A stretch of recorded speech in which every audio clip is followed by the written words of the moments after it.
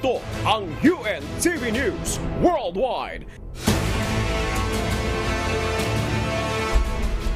Yes, hello sa lahat ng ating mga kasangbahay sa buong mundo. Salamat sa Diyos sa panibagong araw po at mabuting pagkakataon na bigay sa atin. Hello sa iyo, Bert. Kamusta na? At ganun din sa ating mga kasamang global correspondents. Ang oras na po natin, 31 minuto makalipas ang alas 4 ng madaling araw. Good morning, Kuya, at magandang umaga mga kababayan sa Pilipinas. Yes, it's a beautiful day. Hello, Noel, at syempre hello sa ating mga kasambahay sa buong mundo.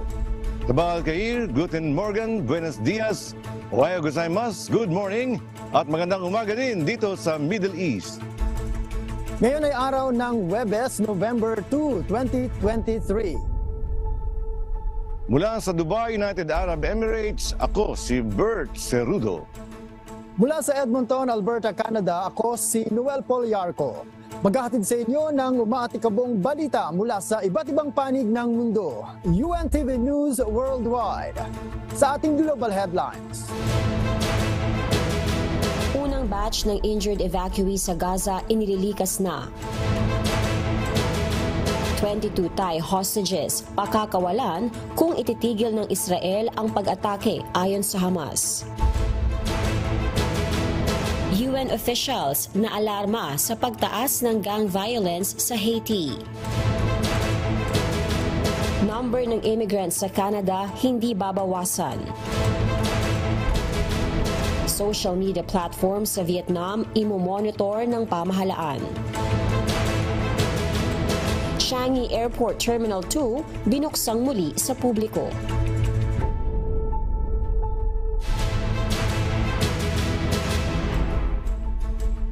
Una sa ating mga umaatikabong balita. Nagsimula ng luilikas ang unang grupo ng mga injured evacuees sa Gaza. Ang evacuation ay isinasagawa sa gitna ng tumitinding opensiba ng Israel forces sa rehiyon. Ito ang umaatikabong balita ni Lyneth Bahe. Nailikas na ang unang grupo ng mga injured evacuees sa Gaza kahapon ng Miyerkules, November 1. Sa ilalim ng kasunduan sa pagitan ng Egypt, Israel at Hamas, makakalikas ang ilang mga dayuhang naipit sa Gaza, gayon din ang mga taong nasa kritikal na kondisyon. Kabilang sa mga nailikas ang 2 Pilipinong doktor na kasama sa medical aid group na Doctors Without Borders. Sakay ng ambulansya ang unang batch ng mga evacuees na tatawid sa Rafah border crossing patungong Egypt, kung saan isang field hospital sa Sheikh Suwaid sa Sinai ang nakahanda. Sa unang pahayag ng Egyptian authorities, aabot sa 500 foreign nationals na makakasama sa evacuation. Humigit kumulang 200 tao naman ang naghihintay pa sa Palestinian border na mailikas din. Ngunit ayon sa Egyptian security source, hindi lahat ay inaasahang makakalikas ng Miyerkules at walang tiyak na timeline kung hanggang kailan mananatiling bukas ang Rafah border crossing. Ang evacuation effort kahapon ay sinundan pa ng isang Israeli airstrike na kumitil ng humigit kumulang na 50 tao sa isang refugee camp ayon sa Palestinian health officials. Lyneth Bahe, UNTV News and Rescue. Diyos ang aming sandigan, serbisyo publiko ang aming pinahahalagahan. Ipinangako ng Hamas militants ang pagpapakawala nito sa mga Thai hostages. Ito ay kung ititigil ng Israel ang pag-atake sa Gaza Strip. Ito ang umaatikabong balita ni RK Llorca. Kung papayag ang Israel na magkaroon ng ceasefire sa pag-atake nito sa Gaza Strip, nangako ang Hamas na pakakawala nito ang 22 Thai hostages na kasalukuyang hawak nito. Ito ay ayon sa leader ng Association of Shia Muslims sa Thailand na si Sayyid Sulaiman Hussaini matapos ang pakikipag-usap nito at ng Thai Parliament negotiators sa Hamas representatives kahapon October 31 sa advisor to the President ng Iran. Sinigurado naman ng Hamas na nasa mabuting kalagayan ang mga hostages at kasalukuyang tinutukoy pa ang pangalan ng 3 bagong unidentified captives. Hindi naman nabanggit kung kailan pakakawalan ang mga ito dahil maaari anya itong pagsimulan ng panibagong pag-atake mula sa Israel na naniniwalang sinasaktan ang mga hostages. Ngunit ayon sa mga opisyal, ang Rafah-Egypt border, southernmost part ng Gaza Strip, ang pinakaligtas na daanan ng mga ito kung sakali. Sa kasalukuyan, ayon sa opisyal na ulat, mayroon ng 22 Thai workers ang nasawi, 22 confirmed hostages at 19 na Thai ang nasugatan sa Israel-Hamas conflict na nagsimula noong October 7. RK Liorca, UNTV News and Rescue, Thailand. Diyos ang aming sandigan, serbisyo publiko ang aming pinahahalagahan. Tugatan ang maraming tao sa isang refugee camp sa Gaza matapos ang ilang sunod-sunod na pagsabog sa lugar. Ito ang umaatikabong balita ni Crez Fugaban. Hindi bababa sa 50 tao ang namatay sa isang air attack ng Israel sa Jabalia Refugee Camp sa Gaza noong Martes. Nasa 150 tao naman ang naiulat na sugatan. Kumpirmado rin ang pagkamatay ni Senior Hamas Commander Ibrahim Biari. Ayon sa mga otoridad, may 20 gusali ang nasira dahil sa ginawang pag-atake. Nagkaroon naman ng kasunduan sa pagitan ng Hamas at Egypt na papasukin sa Rafah ang 81 na mga nasugatan upang dalhin sa ospital sa Egypt. Sa kasalukuyan ay patuloy pa rin ang usapin patungkol sa humanitarian process upang makapasok ang tulong sa Gaza. Crez Fugaban, UNTV News and Rescue, Diyos ang aming sandigan, serbisyo publiko ang aming pinahahalagahan.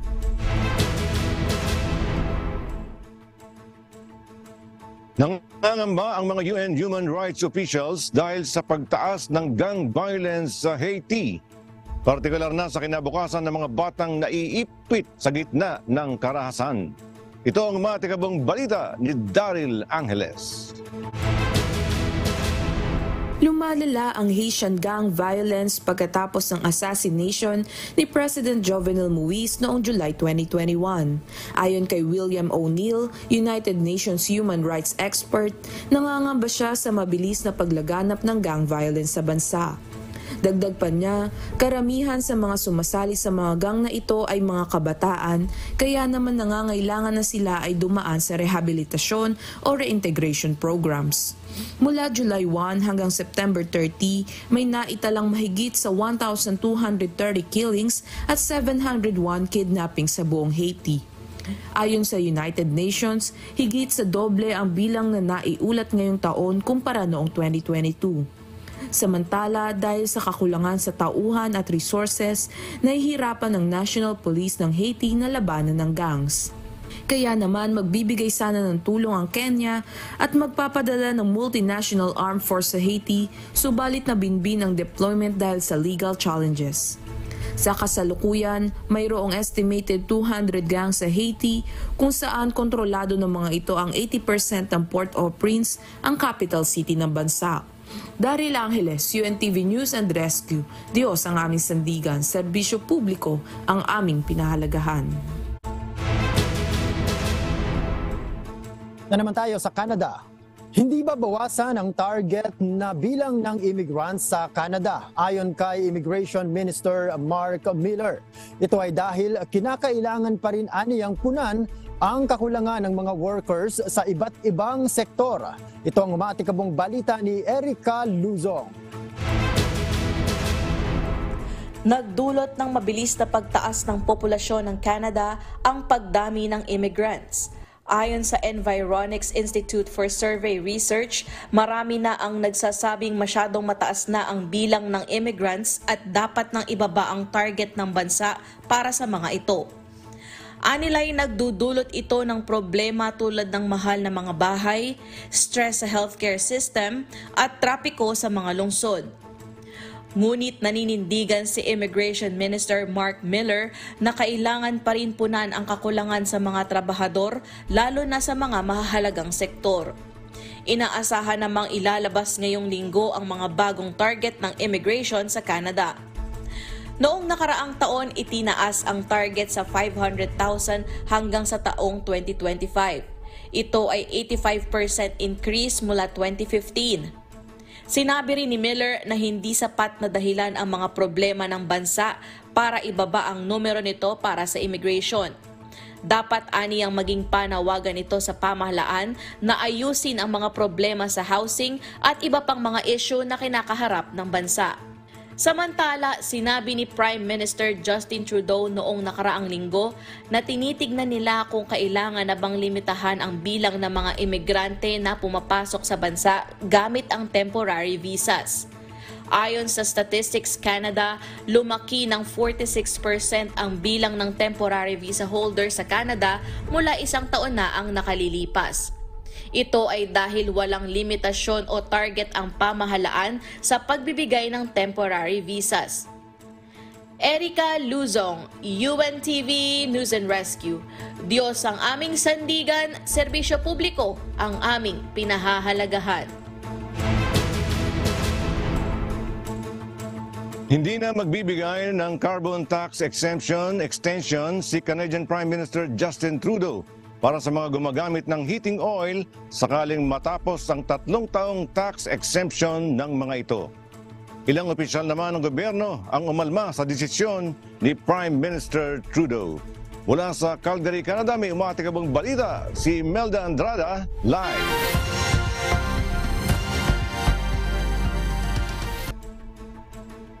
Hello Imelda, magandang araw sa iyo. Bakit umaalma ang ilang government officials sa Canada sa ipinatupad ni Trudeau na carbon tax exemption?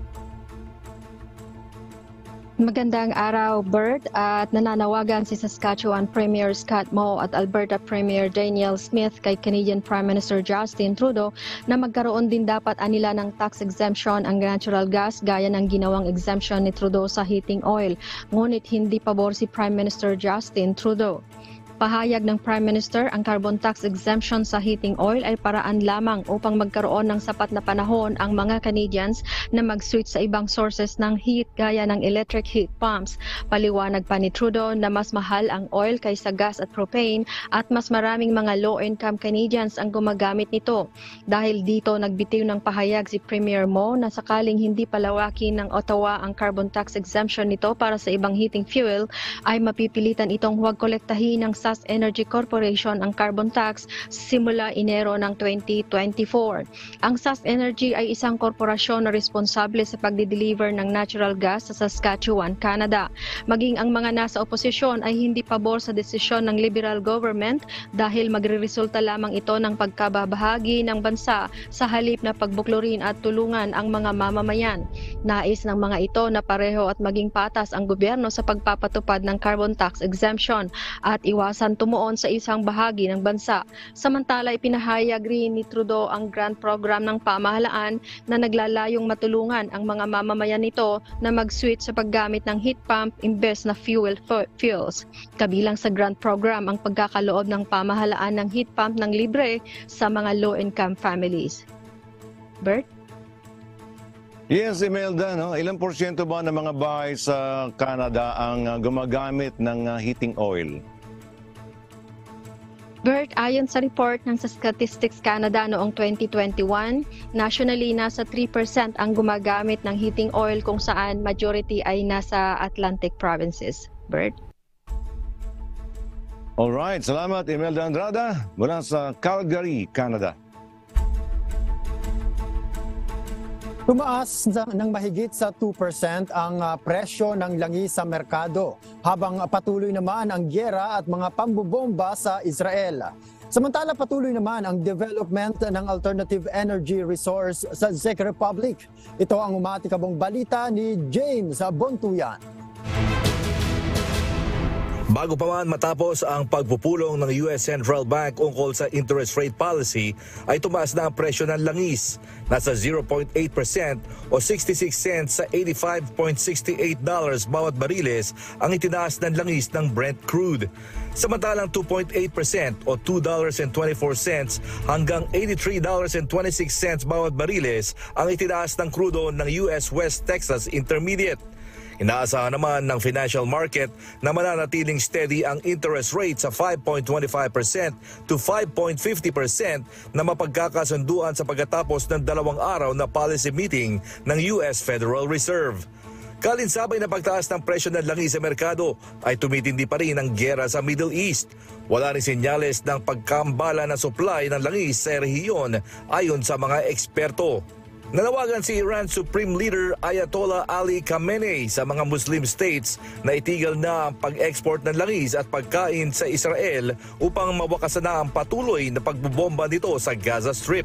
Samantala, habang patuloy ang pagtaas ng presyo ng langis, patuloy din ang paghahanap ng alternative energy sources. Sa Czech Republic, 3 energy companies kabilang ang US Westinghouse, EDF ng Pransya at KHNP ng Korea ang naglalaban upang makapagtayo ng isang bagong nuclear reactor sa Dukovany Nuclear Power Station. Ito ay bahagi ng pagsisikap ng bansa na maging mas independent sa enerhiya at maalis ang dependency nito sa mga fossil fuels. James Bontuyan, UNTV News and Rescue. Diyos ang aming sandigan, serbisyo publiko ang aming pinahalagahan. Isang bagong sistema ang dinedevelop ngayon sa Ho Chi Minh City sa Vietnam upang ma-monitor ang iba't ibang social media platforms. Ito ay upang labanan ang online misinformation, scams at iba pa. Ito ang matikabong balita ni Grace Aguado. 70 million YouTube at Facebook accounts at higit sa 100,000 news website at digital platforms ang iisa-isahing i-monitor ng Department of Information and Communications and Information of Public sa Ho Chi Minh City, Vietnam. Gagamitin ang bagong sistema upang tukuyin at alisin ang hindi magandang content gaya ng maling impormasyon, disinformation, hate speech at kalaswaan. Isasagawa pa lamang ito at inaasahang ilulunsad sa lalong madaling panahon. Nakikipagtulungan din ang pamahalaan ng lungsod sa mga celebrities at influencers upang imulat ang publiko sa mga scam at iba pang panganib online. Sa nakalipas na 2 taon, inalis ng pamahalaan ang daan-daang mapaminsalang mga post at video mula sa social media at news websites. Nagmulta rin ito ng ilang may-ari ng account dahil sa paglabag sa mga online regulations. Ayon din sa pamahalaan, ito ay paraan para sa kaayusan at kaligtasan ng online environment sa bansa. Grace Aguado, UNTV News and Rescue. Diyos ang aming sandigan, serbisyo publiko ang aming pinahahalagahan. Isang ospital sa England ang gumamit na ng artificial intelligence para sa treatment ng mga pasyente nitong may liver cancer. Isa itong paraan upang mapabilis ang paggamot sa mga ito. Ito ang umatikabong balita ni James Hilario. Sa kauna-unahang pagkakataon, gumamit ng Artificial Intelligence o AI ang Addenbrooke's Hospital sa Cambridge, England para sa treatment ng mga pasyente nitong may liver cancer. Kalahati ng humigit kumulang 75 liver cancer patients ng ospital ay kwalipikado na makatanggap ng AI treatment sa pamamagitan ng tinatawag na thermal ablation procedure. Ang thermal ablation ay ang pagpasok ng karayom o probe sa maliliit na tumors upang patayin ang mga ito sa pamamagitan ng init. Ayon sa Addenbrooke's Hospital, nakaprogram ang AI gamit ang data ng libo-libong pasyente na siyang makatutulong naman upang maging tiyak at ligtas ang AI treatment. Dagdag pa ni Nadim Shaida, isang radiology consultant, makatutulong din ang AI technology upang mapabilis ang liver cancer treatment dahil matutukoy anya kaagad ng system kung sapat ang nakuhang tissue sa pasyente. Kasalukuyang ginagamit na ang thermal ablation treatment sa kidney at lung cancer patients sa buong Europa. Samantala, idadaos sa buong linggong ito ang Global AI Safety Summit sa Bletchley Park sa Buckinghamshire kung saan tatalakayin ang utilization ng AI technology sa iba't ibang sektor ng pamahalaan. James Hilario, UNTV News and Rescue. Diyos ang aming sandigan, serbisyo publiko ang aming pinahahalagahan. Matapos ang mahigit 3 taon at kalahati na konstruksyon at upgrading sa Changi Airport Terminal 2, binuksan na ang upgraded version nito sa publiko. Ito ang umatikabong balita ni Tracy Advincula. Bukas Bukas ng muli sa publiko ang Singapore Changi Airport Terminal 2. Ang upgraded airport terminal ay may dobleng dami ng bilang ng automated check-in kiosk at bag drop machines kumpara sa ibang terminals. Makikita rin sa Singapore Changi Airport Terminal 2 ang mga bagong dining options, bagong dreamscape garden sa transit area, lush greenery at digital waterfall display. Tema ng Terminal 2 ang mixed nature theme design na kung saan makikita ang 14 meters tall digital display, ang Wonderfall. Bukod pa dito, naglalaman din ito ng Dreamscape Garden kung saan isang transparent platform na may fish pond na sinasabayan ng sounds of nature ang masasaksihan. Matutunghayan din dito ang dining place na may panoramic views ng airport tarmac na matatagpuan sa transit area.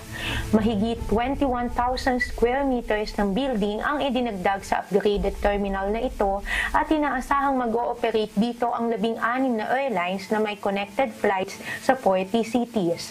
Inaasahang magkakaroon ng dagdag ng 5 million passengers per annum ang Changi Airport dahil sa terminal expansion.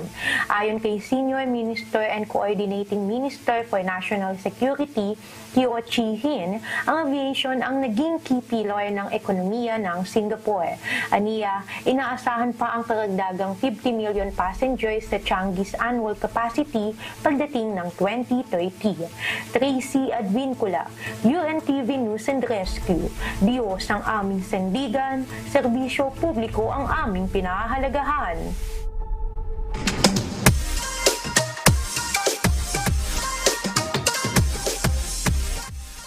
Hoy, eto na. Ang hindi natin makakalimutan, ang pinakaaabangan ng marami. Noel, pwede bang bumati? Pwedeng pwede! Narito ang pagbati ng ating kababayan. Ako po si Michael Remigio, 39 years old. Sa kasulit nagtatrabaho sa Vietnam, sa Dong Nai. 6 years na po ako dito. And then binabati ko po ang aking pamilya sa Cagayan Valley, Bali Remigio family. Kumusta po lahat? Andito lang po ako, mabuti po ako. Ingat po kayo palagi dyan. God bless. Yon, at ako naman, special shout out sa lahat po ng mga delegates natin dyan sa part ng Honduras sa ating MCGI Cares o Mediquida, yung ating medical mission dyan. Salamat sa Diyos sa pag-iingat na palagi sa inyo at lagi sana kayong maingatan ng Panginoon. At ganun din, happy Sabbath anniversary po kay Sis Margie Aquino dyan sa Alberta, dyan sa Calgary. Ayan, at hello din kay Sis Margie Aquino naman dito sa Edmonton. Ganun din kay Brad Kenneth Tobias, kay Brad Dionisio Cornista, Reggie Avila, kay Brad Ferdy, and Sis Evelyn Astadan. Ganun din kay Brad Ding and Sis Evelyn Velasco, kay Brad Fernando, kay Brad Romy Pagkalinawan. Hello kay Aileen and Jess Torres, kay Madel and Abong Garcia, kay Gracie Lumabong, sa aking mahal na asawang si Arwina, kay Juan at Joan. At syempre, Bert, sa lahat ng mga taga-subaybay natin, araw-araw sa lahat ng programa natin sa UNTV, maging dun sa mga tropa mo dyan sa Calle Pogi, Bert. Ayun, siyempre, binabati ko ang lahat ng ating mga taga-subaybay sa buong mundo. Dito sa UAE, sa ang Tansenko family, Brad Bot, Sis Let, Sis Biel, Sis Levi, Brad Albi. Ganon din, hello kay Sis Nancy, yung ating doktora. Kasama yan, pagka tayo merong mga medical mission, umiikot sila. At ngayon, nasa Pilipinas siya. Kahit yung yung nagsusum lang, mga online consultation, ay available pa rin si Dr. Nance. At sa mga bila tenants dyan sa Al-Ain, si Brad Jake, and family, Sis Jaisel, Brad Clark, Sis Pearl at Bautista Couple. Siyempre, si Apong Mading at si Darang Aida dyan sa Magalang, Pampanga. Si dyan sa Calle Pogi, si Mr. Adelardo at saka si Miss Josepina Cañada.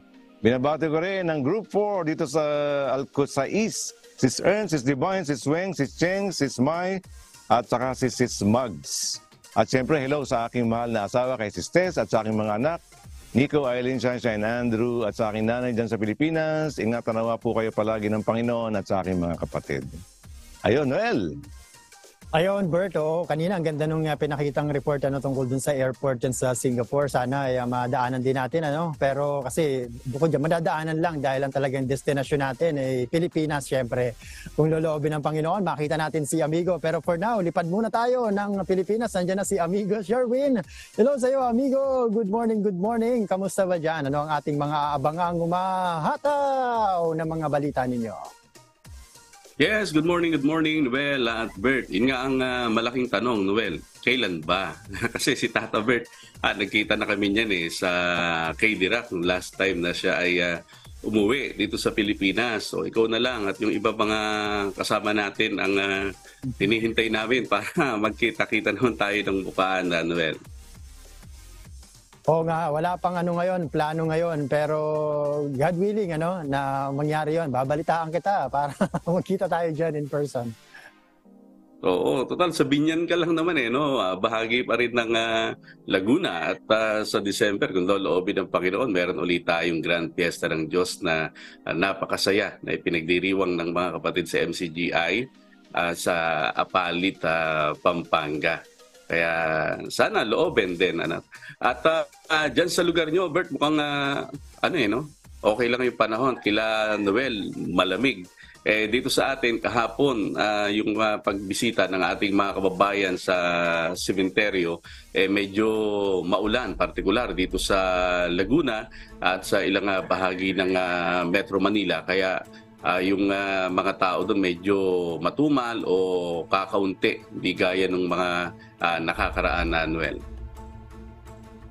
Oo, dito naman sa lugar namin, Amigo, hindi kasi kagaya dyan sa Pilipinas na tuwing sa mga ganyang panahon na maraming talaga bumabiyahe para samantalahin na rin yung holiday.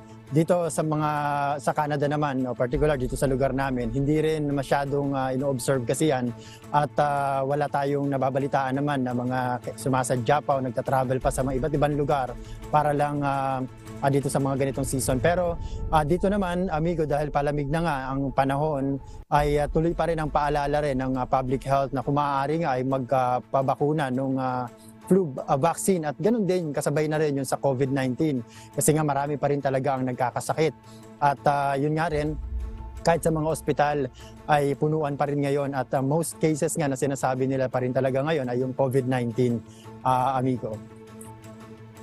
Oo, siguro dito sa atin sa Pilipinas kukuha na rin kami ng update patungkol diyan sa status nga ng COVID-19 at yung mga nagkakasakit nga kagaya diyan sa inyo sa Canada. Kasi for now wala tayong balita diyan Hindi kagaya ng dati, meron tayong everyday update patungkol diyan sa pagtaas ng kaso ng COVID-19 dito sa ating bansa. Sa inyo namang lugar diyan, Bert, kamusta naman? Yes, hello amigo Sherwin. Kung diyan ay binabalita mo na madalas ang pag-ulan. Dito kasi dito sa amin sa UAE, dito sa Middle East, bihirang-bihira namin ma-experience ang pag-ulan. Pero last week naka-experience kami ng pag-ulan buong maghapon. Pero yan ay signal na o sign na yan ng papasok na ang winter season. Kaya yung pinag-uusapan din natin, pinag-uusapan nyo na pagkakaroon ng COVID, sa pagbalik ng COVID dyan sa Canada. Dito rin yung ating ilang mga kababayan, mga nakaka-experience din ng flu-like, Parang COVID din, pero hindi naman siya COVID. Pero trangkaso na mas masakit ang katawan din nila, mas matindi pang araw Kasi isang kasama namin dito na nagka-COVID, kino-compare niya, parang mas matindi raw itong kanyang naranasan. And in fact, gumaling na siya after 1 week. Pero yesterday, nung kinamusta ko siya, parang nabinat siya, meron uli silang buong pamilya na trangkaso. Kaya tayo nananawagan sa ating mga kababayan na tayo, enhance natin ang ating mga kalusugan, magpalakas tayo, amigo Sherwin. Pero bakunado ba sila, Bert? Kumpleto ba sila ng bakuna para sa panlaban sa COVID? Meron tayong COVID-19 na vaccine at saka meron kami dito na flu vaccine din. Available yan. Pinamimigay din binibigay din ng libre yan. Pero in spite of that, meron nga nagtatanong sa akin, bakit ganon, Bert? Ako'y nagpa-flu vaccine na. Bakit nagkaroon pa rin ako ng trangkaso? So, yun ang mga nararanasan din dito. Kaya sabi ko, siguro, talagang enhance natin yung ating katawan. Kasi mahina siguro ang iyong immune system. Kaya kasi yung flu, di ba, pangpalakas din yun hindi kinaya. Yun ang nasabi ko lang, amigo. Ayun, ganun din yata kay Noel, yung mga nagkakasakit na sinasabing sa ngayon mga nasa ospital, mga bakunado din di ba, Noel? Oo, tama amigo, at kahit nga may mga bakuna na rin, sa medyo challenging dito amigo kasi pagka nagra-rapid test sila, yung iba nagpa-positive pero yung iba naman hindi natitrace nung rapid testing, although parehas sila ng pakiramdam ng mga symptoms na nararamdaman. Kaya medyo rin ngayon na tinitingnan natin na hindi lahat na detect nung rapid testing na yan kung talagang COVID, pero pag-iingat na rin, pinapayuhan nga na magpapabakuna at magsuot pa rin ng face mask kung may mga nararamdaman na ring mga symptoms. Pero ganun pa man amigo, mag-aabang kami ng iba pa ninyong mga humahataw na mga balita dyan sa Pilipinas. Maraming salamat amigo Sherwin at sa ating mga correspondents mula sa iba't ibang panig ng mundo.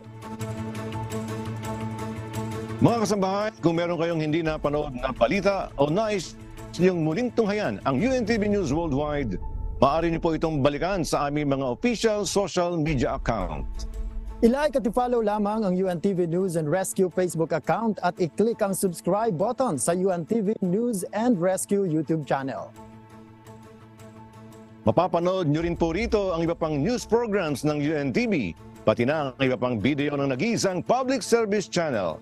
Kaya tara na, subscribe, like, and share.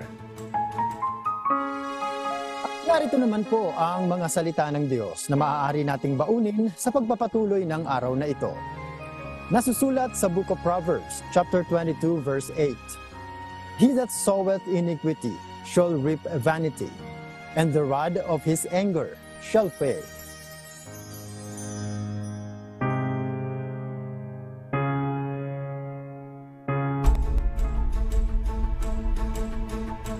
Amen. Salamat sa mga salita ng Diyos na may makapangyarihang makapagbabago ng ating mga pag-iisip at ng ating mga pananaw. At sa ating mga kasambahay, lagi po natin lakipan ng panalangin ang ating bawat paggawa. At yan po ang mga umatikabang balita sa iba't ibang panig ng mundo ngayong umaga ng Huwebes, November 2, 2023.